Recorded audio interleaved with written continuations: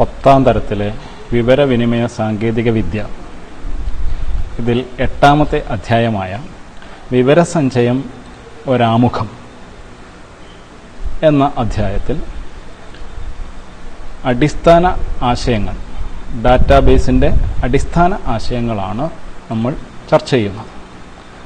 Libre Office base എന്ന database management സിസ്റ്റമാണ് ഇതിനായി ഉപയോഗിക്കുന്നത്. ലിബർ ഓഫീസ് ബേസ് തുറന്ന് ഒരു ഡാറ്റാബേസ് എങ്ങനെ നിർമ്മിക്കാമെന്ന് നോക്കാം. Application, office, Libre Office base എന്ന ക്രമത്തിൽ ലിബർ ഓഫീസ് ബേസ് തുറക്കാം. ഇതിൽ ക്രിയേറ്റ് ന്യൂ ഡാറ്റാബേസ് എന്ന ഓപ്ഷൻ തിരഞ്ഞെടുത്ത് നെക്സ്റ്റ് ബട്ടൺ ക്ലിക്ക് ചെയ്യുക. തുടർന്ന് ഫിനിഷ് ബട്ടൺ ക്ലിക്ക് ചെയ്യുമ്പോൾ സേവ് ചെയ്യുന്നതിനുള്ള വിൻഡോ തുറന്നു വരും. നമ്മുടെ ഫോൾഡറിൽ പേര് നൽകി ഇത് സേവ് ചെയ്യേണ്ടതാണ്. ഇവിടെ ലൈബ്രറിയുമായി ബന്ധപ്പെട്ട ലൈബ്രറി പുസ്തകങ്ങളുടെ വിവരങ്ങൾ രേഖപ്പെടുത്തുന്ന ഒരു ഡാറ്റാബേസാണ് നാം നിർമ്മിക്കാൻ ഉദ്ദേശിക്കുന്നത്. അതുകൊണ്ട് ലൈബ്രറി എന്ന പേരിൽ ഞാനൊരു ഡാറ്റാബേസ് ഫയൽ സേവ് ചെയ്യുകയാണ്. തുടർന്ന് വരുന്ന ജാലകത്തിൽ ഡാറ്റാബേസിൽ വിവരങ്ങൾ ചേർക്കുന്നതിനുള്ള ടേബിൾ അഥവാ പട്ടിക എങ്ങനെ ഡിസൈൻ ചെയ്യാം എന്നാണ് നാം ആലോചിക്കുന്നത്.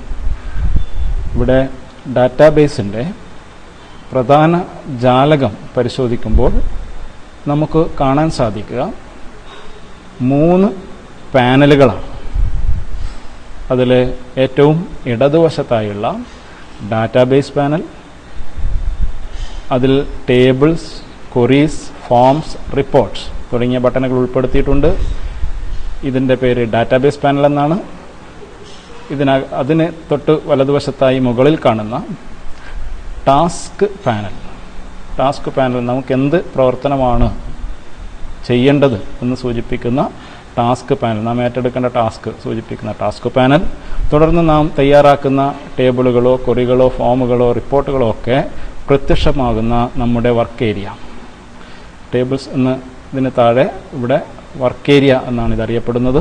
ഈ വർക്ക് ഏരിയയിലാണ് നാം നിർമ്മിക്കുന്ന ടേബിളുകളും ക്വറികളും ഫോമുകളും ഒക്കെ പ്രത്യക്ഷപ്പെടുന്നത്.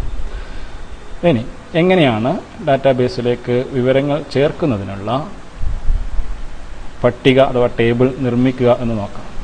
ഡാറ്റാബേസ് പാനലിൽ നിന്ന് ടേബിൾ തിരഞ്ഞെടുക്കുക. ടാസ്ക് പാനലിൽ നിന്ന് create table in design view എന്ന് പറയുന്ന 1ാമത്തെ ഓപ്ഷനാണ് തിരഞ്ഞെടുക്കേണ്ടത്. ഇതിൽ ക്ലിക്ക് ചെയ്യുമ്പോൾ തുറന്നു വരുന്ന ജാലകം ശ്രദ്ധിക്കുക. ഇവിടെ ഫീൽഡ് നെയിമും ഫീൽഡ് ടൈപ്പും നൽകുന്നതിനാണ് ആവശ്യപ്പെട്ടിരിക്കുന്നത്. അതായത് ഡാറ്റാബേസിൽ നാം ഉൾപ്പെടുത്തുന്ന വിവരങ്ങളുടെ ഓരോ വിവരത്തെയും അവിടെ ഓരോ ഫീൽഡായി കണക്കാക്കുന്നു. അപ്പോൾ ഫീൽഡ് നെയിം, ഉദാഹരണമായി നമ്മൾ ചെയ്യാൻ ഉദ്ദേശിക്കുന്ന ലൈബ്രറി ഡാറ്റാബേസിൽ പുസ്തകങ്ങളുടെ വിവരങ്ങളാണ് രേഖപ്പെടുത്താൻ ഉദ്ദേശിക്കുന്നത്. പുസ്തകങ്ങളുടെ വിവരങ്ങളുമായി ബന്ധപ്പെട്ട് ഓരോ പുസ്തകങ്ങൾക്കും നമ്പറുകളുണ്ട്. അപ്പോൾ ബുക്ക് നമ്പർ എന്നത് ഒരു ഫീൽഡായി നമുക്ക് നൽകാം. ബുക്ക് _ നമ്പർ എന്ന രീതിയിൽ ബുക്ക് നമ്പർ എന്ന് ടൈപ്പ് ചെയ്യുമ്പോൾ സ്പേസ് നൽകാതിരിക്കാൻ പ്രത്യേകം ശ്രദ്ധിക്കുക. _ ഇവിടെ ഉപയോഗിച്ചിരിക്കുന്നത്. തുടർന്ന് ഫീൽഡ് ടൈപ്പ് നിർവചിക്കുന്ന കോളത്തിൽ ടെക്സ്റ്റ്, വാർക്കാർ, അതായത് വേരിയബിൾ ക്യാരക്ടർ എന്ന ഫീൽഡ് ടൈപ്പാണ്. പക്ഷേ നമുക്കറിയാം നമ്പർ എന്നുള്ളത് ഒരു അക്ഷര രൂപമല്ല, ടെക്സ്റ്റ് രൂപമല്ല. അത് ഒരു ന്യൂമറിക്കൽ നമ്പർ, അക്ക വിലയാണ് അതിന് വരുന്നത്, നമ്പർ ആണത്. അതുകൊണ്ട് തന്നെ നമ്പർ ന്യൂമറിക് എന്ന ഡാറ്റ ടൈപ്പാണ് അവിടെ ഉചിതമായിരിക്കുക. ആ ഡാറ്റ ടൈപ്പ് കോംബോ ബോക്സിൽ നിന്ന് നമ്പർ ന്യൂമറിക് എന്ന ഡാറ്റ ടൈപ്പ് നമുക്ക് തിരഞ്ഞെടുക്കാം. തുടർന്ന് അടുത്ത ഫീൽഡുകൾ നൽകുകയാണ്. ബുക്ക് നെയിം, ബുക്ക് _നെയിം എന്ന് ടൈപ്പ് ചെയ്തു. ഇത് അക്ഷരരൂപത്തിലുള്ള, അതുകൊണ്ട് തന്നെ ഇവിടെ ടെക്സ്റ്റ് വേരിയബിൾ ക്യാരക്ടർ എന്നുള്ള ഈ ടൈപ്പ് നമുക്ക് തിരഞ്ഞെടുക്കാവുന്നതാണ്. തുടർന്ന് ഓതർ, ഓതർ, അതും അക്ഷരരൂപത്തിലുള്ളതായതുകൊണ്ട് അതേ ഡാറ്റ ടൈപ്പ് തന്നെ നൽകാം. തുടർന്ന് പ്രൈസ്, നൽകുകയാണ്. പ്രൈസ് എന്നതിൽ ഇവിടെ ഡിഫോൾട്ടായി വരുന്ന വേരിയബിൾ ക്യാരക്ടർ ടെക്സ്റ്റ് ഡാറ്റ എന്നുള്ളത് പറ്റില്ല. നമുക്കറിയാം നമ്പർ പ്രൈസ് വില ഡെസിമൽ രൂപത്തിലാണ് നമ്മൾ രേഖപ്പെടുത്തുക. അതുകൊണ്ട് ഡെസിമൽ എന്നുള്ള ഓപ്ഷൻ തിരഞ്ഞെടുക്കുകയാണ്, ടൈപ്പ് തിരഞ്ഞെടുക്കുകയാണ് ഏറ്റവും നല്ലത്. മറ്റൊന്ന് date of purchase, date _ purchase, date of purchase. അതിൻ്റെ ഡാറ്റ ടൈപ്പ് എന്ന് പറയുന്നത് ഉചിതമായത് അതൊരു ഡേറ്റ് ടൈപ്പ് ഡാറ്റ തന്നെയാണ്. അപ്പോൾ ഡേറ്റ് എന്ന് പറയുന്ന ഈ ഡാറ്റ ടൈപ്പ് നമുക്ക് തിരഞ്ഞെടുക്കാം. അതോടൊപ്പം പാഠപുസ്തകത്തിൻ്റെ കവർ ഒരു ചിത്രരൂപത്തിൽ ഈ ഡാറ്റാബേസിൻ്റെ ഭാഗമാക്കാനും സാധിക്കും. ഇമേജുകളും അക്ഷരങ്ങളോ അക്കങ്ങളോ മാത്രമല്ല, യഥാർത്ഥത്തിൽ നമുക്ക് ചിത്രങ്ങളും വീഡിയോകളും ഒക്കെ ഡാറ്റാബേസിൻ്റെ ഭാഗമാക്കാവാണ്.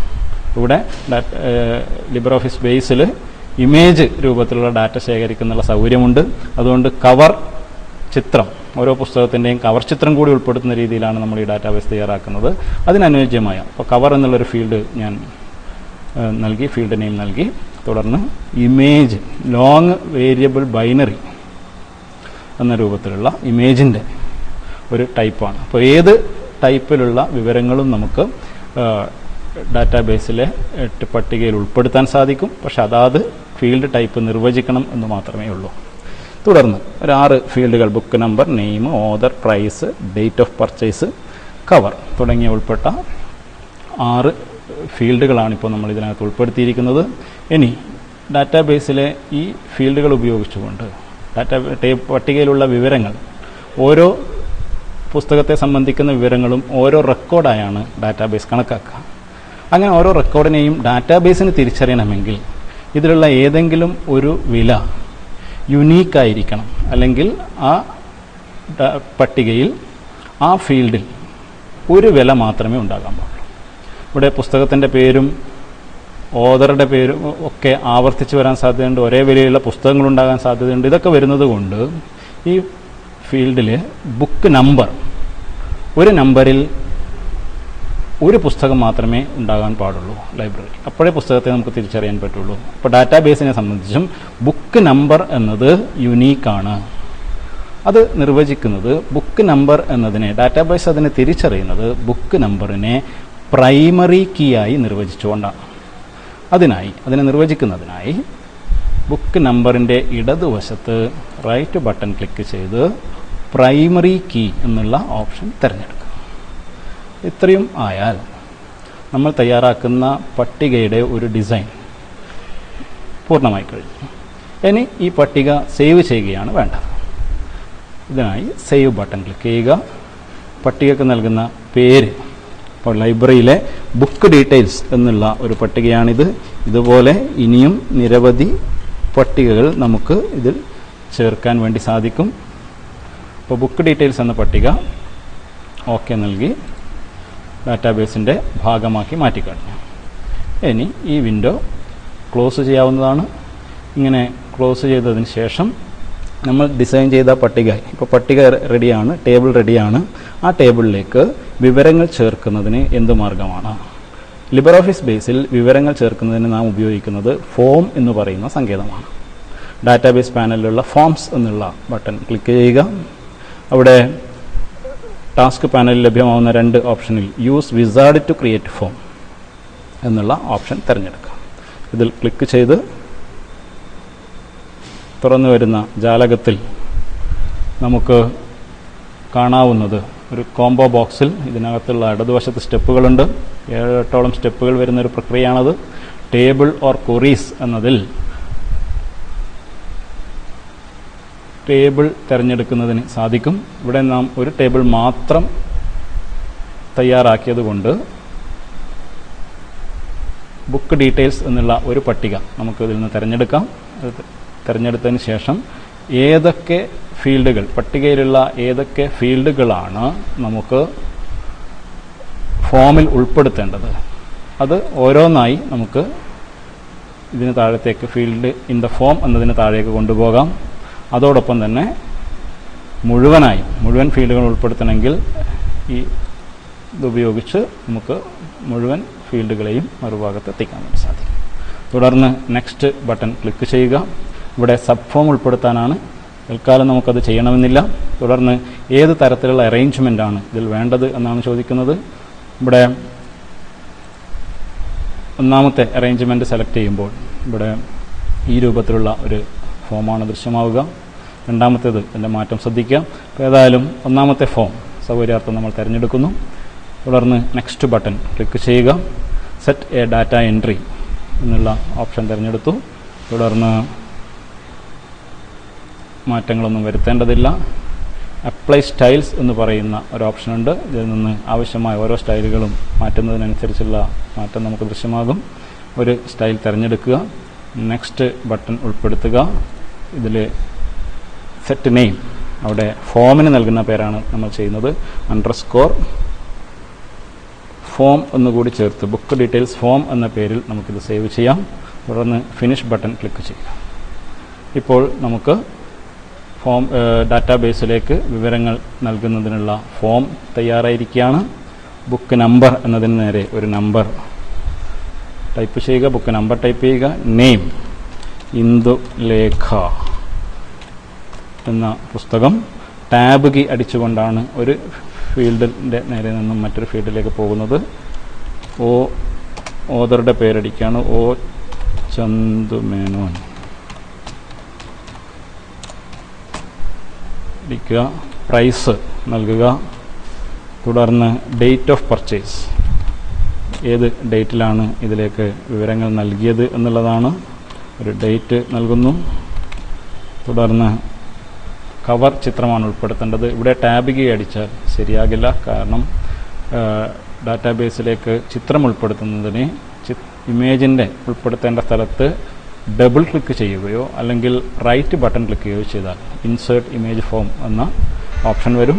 അല്ലെങ്കിൽ ഡബിൾ ക്ലിക്ക് ചെയ്ത് ഉൾപ്പെടുത്താവുന്നതാണ്. അതിനായി ഡബിൾ ക്ലിക്ക് ചെയ്യുന്നു. ഉൾപ്പെടുത്തേണ്ട ചിത്രം നമുക്ക് തിരഞ്ഞെടുക്കാവുന്നതാണ്. ചിത്രം തിരഞ്ഞെടുത്ത്